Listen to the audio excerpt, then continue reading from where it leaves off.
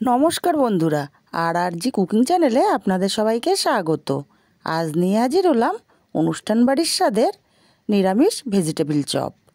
আমি এখানে দুটো গাজর আর দুটো বিট ভালো করে খোসা ছাড়িয়ে ধুয়ে নিয়েছি। এবার এটা আমি গ্রেট করে নেব। গ্রেট করে নিলে কিন্তু ভেজিটেবিল চপটা খুব সুন্দর হয়। সম্পূর্ণগুলো আমার গ্রেট করে নেওয়া হয়ে গেছে। আর এখানে আমি দুটো সেদ্ধ আলু নিয়ে নিয়েছি।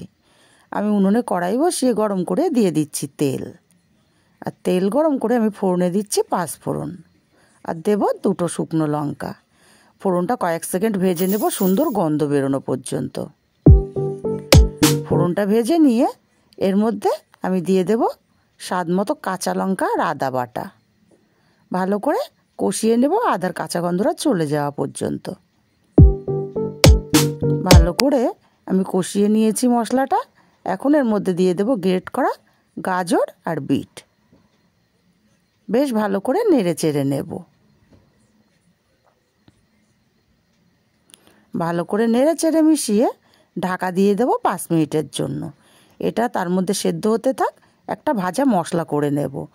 আমি গ্যাসে ফ্রাইং প্যান বসিয়ে দিয়ে দিচ্ছি 1 চামচ গোটা ধনে, 1 চামচ গোটা জিরে, দিয়ে দেবো 10-12টা গোলমরিচ আর দিচ্ছি 5টা লবঙ্গ, দিচ্ছি 3টে এলাচ আর দেব একটা দারচিনির টুকরো। গোটা মশলাটা ভালো করে ভেজে নেব মিষ্টি গন্ধ বেরোনো পর্যন্ত। কিন্তু খেয়াল রাখতে হবে মশলাটা যেন পুড়ে না যায়। এটা ঠান্ডা করে আমি গুঁড়ো করে নেব। আর এদিকে 5 মিনিট আমি বিট গাজরটা ঢাকা দিয়ে রেখেছিলাম। বেশ কিন্তু মজে গেছে। নেড়ে চেড়ে দেবো ভালো করে। নেড়ে চেড়ে দিয়ে আমি এখানে কিছু মশলা অ্যাড করব। দিয়ে দেব পরিমাণ মতো হলুদ, স্বাদ মতো লবণ। ভালো করে নেড়ে চেড়ে মিশিয়ে দেব। ভালো করে মিশিয়ে আমি আবারও ঢাকা দিয়ে দেব মিনিট 5-এর জন্য।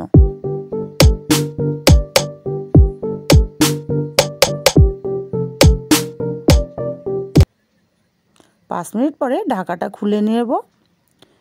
বিট আর গাজরটা কিন্তু খুব সুন্দরভাবে আমার সেদ্ধ হয়ে গেছে।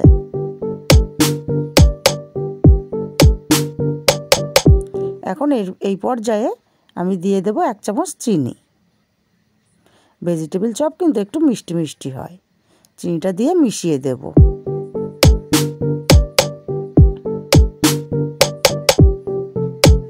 এবার যে আমি দুটো সেদ্ধ করে রেখেছিলাম আলুগুলো আমি গ্রেট করে এর মধ্যে দিয়ে দেব।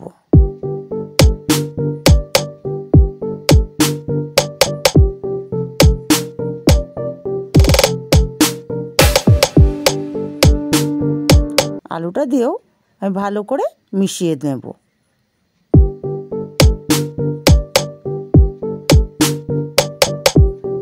কড়ার গা থেকে ছাড়িয়ে আসছে।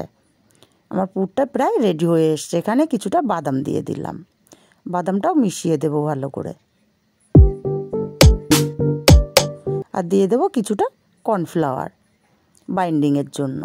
আপনারা চাইলে এখানে ব্রেড ক্রাম্বসও দিতে পারেন বা টোস্ট বিস্কুটের গুঁড়োও দিতে পারেন। কর্নফ্লাওয়ারটা দিয়ে ভালো করে মিশিয়ে নিয়ে ভেজে রেখেছিলাম যে মশলাটা গুঁড়ো করে নিয়েছি দিয়ে দিলাম। আর দিয়ে দেব কিছুটা ধনেপাতা কুচি। আবারও ভালো করে মিশিয়ে নেব। খুব ভালো করে ধনেপাতার মশলাটা মিশিয়ে নিয়েছি। এবার এটা আমি নামিয়ে নেব। আমি একটা থালার মধ্যে ছড়িয়ে দিচ্ছি যাতে তাড়াতাড়ি ঠান্ডা হয়ে যায়।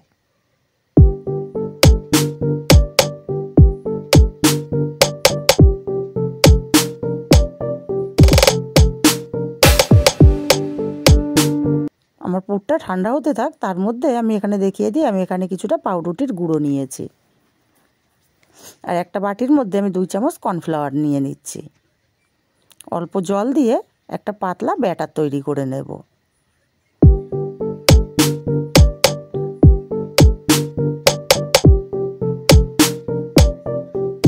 ব্যাটারটা আমার রেডি হয়ে গেছে। আর এখানে নিয়ে নিয়েছি কিছুটা ময়দা। আপনাদের যদি পুরটা নরম হয়ে যায় সেই ক্ষেত্রে কী করবেন সেটাও আমি বলে দিচ্ছি। আমার পুরটা কিন্তু এখানে একদম পারফেক্ট, তারপরেও আমি দেখিয়ে দেব পুরটা যদি নরম হয়ে যায় আপনারা কি করবেন। আমি পুরটা থেকে কিছুটা নিয়ে এখানে ভেজিটেবিল চপের শেপ দিয়ে নিচ্ছি।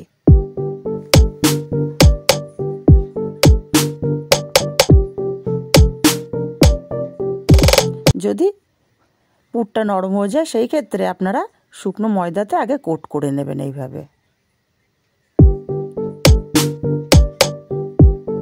তারপরে কর্নফ্লাওয়ার গোলা ব্যাটারে ডুবিয়ে নিতে হবে।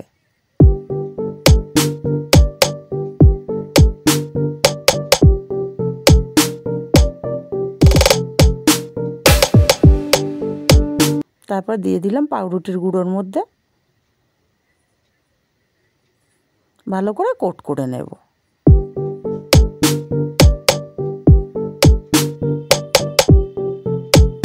আমার একটা ভেজিটেবল রেডি হয়ে গেছে।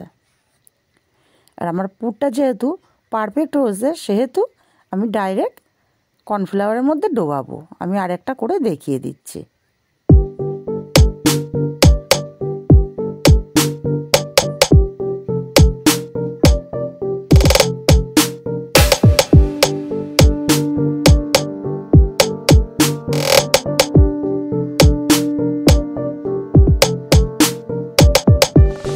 ভালো করে কর্নফ্লাওয়ারের জলে কোট করে নিলাম। এবার পাউরুটির গুঁড়োটার মধ্যে দিয়ে কোট করে নেব।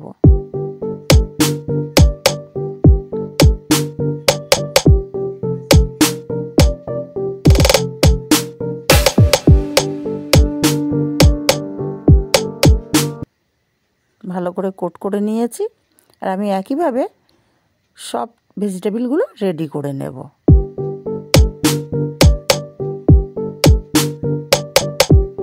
আমি আগে থেকেই গ্যাসে তেল গরম বসিয়েছিলাম।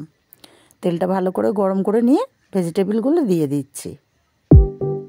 আর গ্যাসের ফ্লেমটা আমার লোতে আছে। এক পিঠ কালার হয়ে গেলে তারপরে উল্টে পাল্টে সুন্দর গোল্ডেন কালার করে ভেজে নেব। এক পিঠ না লাল হওয়া পর্যন্ত উল্টানো যাবে না। বেশ সুন্দর গোল্ডেন কালার করে ভেজে নিয়েছি। এখন ভেজিটেবলগুলো আমি তুলে নেব। তৈরি হয়ে গেল সম্পূর্ণ নিরামিষ ভেজিটেবল চপ। যদি আমার রেসিপিগুলো ভালো লাগে অবশ্যই আমার চ্যানেলটি সাবস্ক্রাইব করে আমার পাশে থাকবেন, আমাকে সাপোর্ট করবেন। আর যদি রেসিপিগুলো আপনাদের ভালো লেগে থাকে কাছের আত্মীয় স্বজন বন্ধুবান্ধবদের কাছে শেয়ার করতে ভুলবেন না। আর আজকের রেসিপিটা কেমন লাগলো সেটাও কিন্তু কমেন্ট করে জানাতে ভুলবেন না। আবার ফিরে আসবো অন্য কোনো দিন নতুন রেসিপি নিয়ে।